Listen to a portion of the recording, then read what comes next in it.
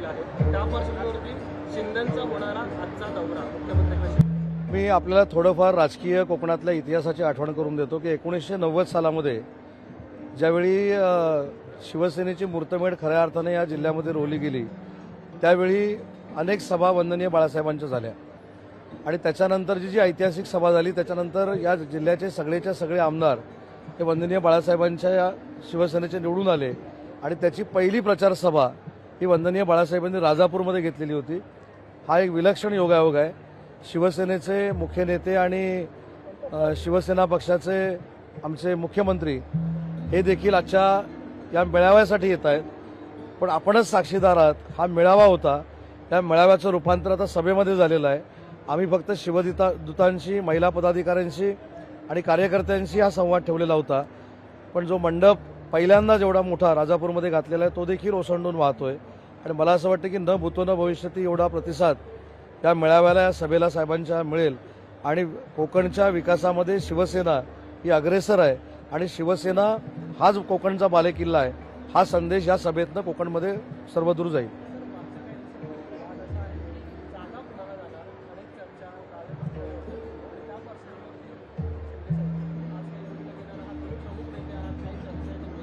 नाही, मला असं वाटतं की आमचं मिशन 48 आहे. जरी आमचा शिवसेनेचा मेळावा असला तरी आम्ही त्याच्यावर काय लिहिलंय बघा, मिशन 48. तेव्हा महायुतीच्या 48च्या 48 जागा मुख्यमंत्री एकनाथ शिंदेसाहेब, देवेंद्रजी आणि अजितदादांच्या नेतृत्वाखाली आम्हाला जिंकायच्या आहेत. आणि अनेकांना कदाचित दुःख वाटलं असेल मी काही बोललो म्हणून. मी आजही त्याच्यावर ठाम आहे की ही जागा शिवसेनेनं लढलेली होती, परंतु खासदारकीचं, आमदारकीचं, जिल्हा परिषदेचं तिकीट वाटप हे मी करणार नाही. तसं माझ्यावर टीका करणारे देखील करणार नाही. याचं वाटप कोण करणार आहे तर माननीय एकनाथ शिंदेसाहेब शिवसेनेच्या वतीनं करतील, देवेंद्रजी आणि त्यांची कोर कमिटी भाजपच्या वतीनं करतील आणि अजितदादा आणि त्यांचे सहकारी राष्ट्रवादीचं करतील. मला कोणी अधिकार दिलाय का? जसा मला कोणी अधिकार दिलेला नाही तसा कोणालाच दिलेला नाही. त्याच्यामुळे या 3 नेत्यांवर आमचा सगळ्यांचा विश्वास आहे आणि आमचं मिशन 48 आहे. त्याच्यामुळे कोटची सीट कोणाला जाते त्याच्यापेक्षा जो ताकदवान आहे, जो निवडून येणार आहे त्याला तिकीट दिलं पाहिजे आणि सीट जिंकली पाहिजे या मताचे आम्ही आहोत.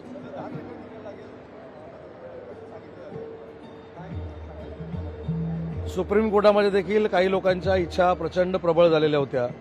निवडणूक आयोगाकडे देखील झालेल्या होत्या. तशा आज 9:30च्या पत्रकार परिषदेमध्ये पुन्हा एकदा त्या उचंबळून आलेल्या आहेत. त्याच्यामुळे आमच्याकडे असलेला कागदपत्राचा साठा जो आम्ही सादर केलेला आहे आणि माझ्यासारख्याने जी साक्ष दिली, मी स्पष्टपणानं पुन्हा एकदा सांगतो की मला व्हीप न देता खोटी सही मारण्याचं धाडस देखील जी लोक करतात ते टिकतील असं मला वाटत नाही.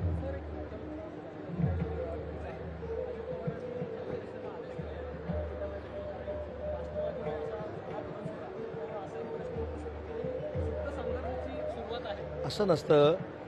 मी देखील आता 20 वर्ष आमदार म्हणून काम करतोय. प्रत्येकाला प्रत्येकाचा पक्ष वाढवण्याचा अधिकार आहे. तिन्ही नेते समंजस आहेत, परिपक्व आहेत. त्याच्यामुळे आता सीएम साहेब देखील इथं हेच सांगणार आहेत की जिल्ह्याचं वातावरण भगवमय करा. याचा अर्थ बीजेपीला मागं खेचा किंवा राष्ट्रवादी काँग्रेस पक्षाला मागं खेचा नाही. महायुतीचे खासदार निवडून जाण्यासाठी जे जे काही करावं लागेल ते करा, हा त्याचा मतितार्थ आहे. आणि दुसरी एक महत्वाची गोष्ट तुम्हाला जी अपेक्षित आहे की आम्ही एकत्र कधी येणार तर 14 तारखेला मकर संक्रांतीच्या दिवशी तुमच्या सगळ्यांचं तोंड गोड करण्यासाठी, तिळगुळ देण्यासाठी आम्ही तिन्ही पक्ष रत्नागिरीमध्ये मेळावा घेतोय. महाराष्ट्राच्या 35 ठिकाणी हे मेळावे होत आहेत. त्याच्यामुळे कदाचित 15 तारखेपर्यंत तुमच्या सगळ्या शंका दूर होतील आणि 15 नंतर आम्ही एकत्र आहोत अशाच पत्रकार परिषद होतील.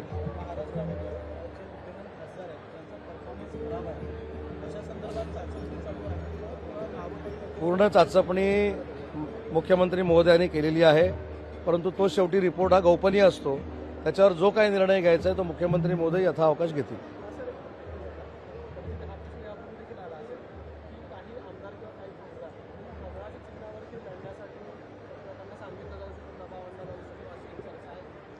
नाही, अशी चर्चा ही कोल्हापुरातनं सुरू झाली. त्याचं कारण मी आपल्याला सांगतो की पूर्वी 13 आमदार जे नेते आहेत काँग्रेसचे हे शिंदे साहेबांच्या आणि देवेंद्रजींच्या संपर्कामध्ये होते. त्यात 3-4 इकडे तिकडे झालेत, पण 9 लोक आहेत. मग आता आपलं हे अपयश झाकायचं कसं? तर मग शिंदे साहेबांचे काही आमदार किंवा काही खासदार हे कमळावर उभे राहणार, असं काहीतरी पुढी सोडून द्यायची. पण मी आजही सांगतो अशा पुढी सोडणाऱ्यांना की तुम्ही सतर्क राहा. पुढच्या 1-2 महिन्यामध्ये तो देखील परफेक्ट कार्यक्रम होणार आहे.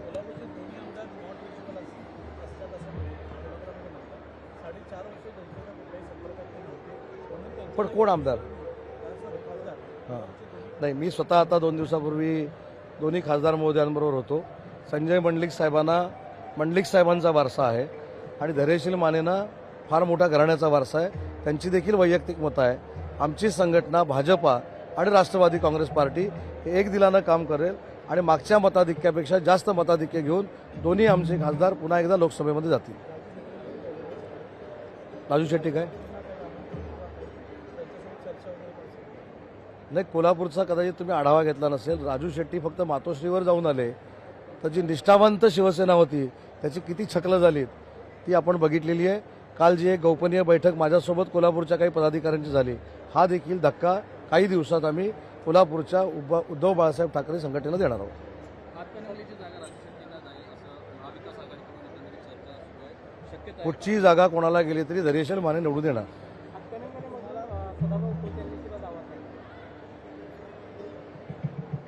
रयत क्रांती म्हणून त्यांची संघटना जी आमच्या सोबत आहे. प्रत्येक घटक पक्षाला दावा करण्याचा अधिकार आहे आणि प्रत्येकाला उभं राहण्याचा अधिकार आहे. मी देखील सांगू शकतो मला दिल्लीतनं तिकीट पाहिजे, मला इकडनं तिकीट पाहिजे.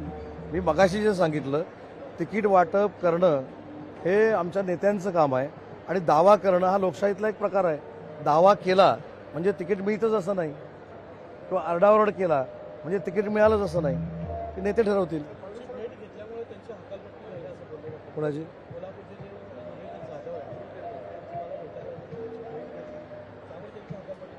मुरलीधर जाधव एक संवेदनशील आणि भावनाप्रधान लोकप्रतिनिधी आहेत. तुम्हाला माहिती आहे, गोकुळचे संचालक होते. फार मोठा कार्यकर्त्यांचा संग्रह त्यांच्याकडे आहे. आता असा माणूस एखादा जर मला भेटला त्याच्या कामासाठी, तर तो माझ्यासोबत येणार किंवा शिंदे साहेबांसोबत येणार असं समजून त्याला काढून टाकणं हे कितपत योग्य आहे आणि हे कितपत लोकशाहीतलं म्हणजे नियम आहे मला माहीत नाही.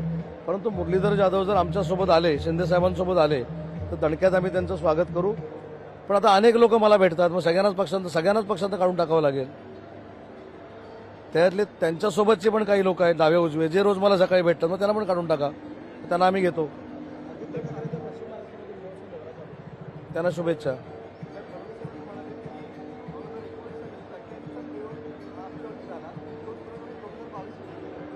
ते असं म्हणाले की कट्यार काळजात घुसली नाही, कट्यार पाठीत घुसली.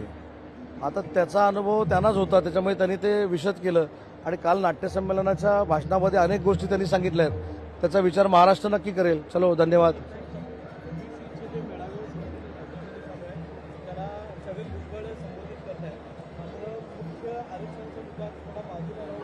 मी त्याच्यावर एकच गोष्ट सांगतो, माझं एकच त्याच्यावरचं म्हणणं आहे.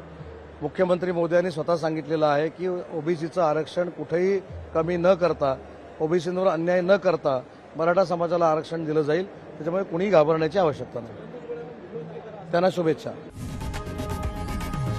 लोकशाही मराठी ऐका, पहा, जागरूक रहा.